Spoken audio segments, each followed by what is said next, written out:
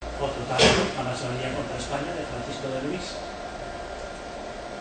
Esto es de Don Cierva, Fuera Máscaras, en el periódico Ya, pero esto es de los años 80, que vuelve a utilizar, como ven, la misma iconografía de la Segunda República, Fuera Máscaras, y que vuelve en peligro otra vez la España.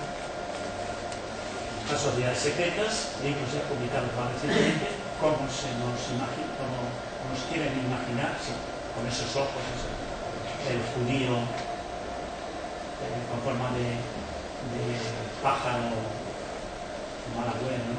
La conspiración mundial. Norman Cohn es uno de los buenos autores sobre el mito de la conspiración, de los que se puede leer, sí. El tema de la araña masónica también es muy socorrido entre masones y marxistas, el mismo Ferrari Villó de Palma de Mallorca.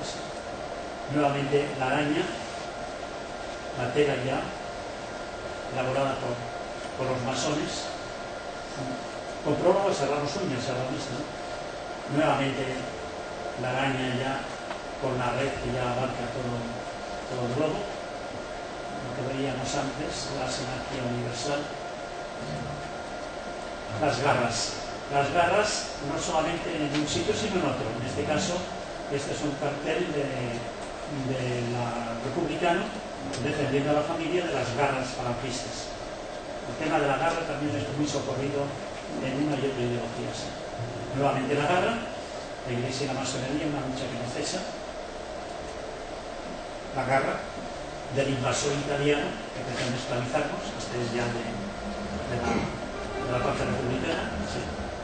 Nuevamente la garra, defenderos contra la garra del fascismo.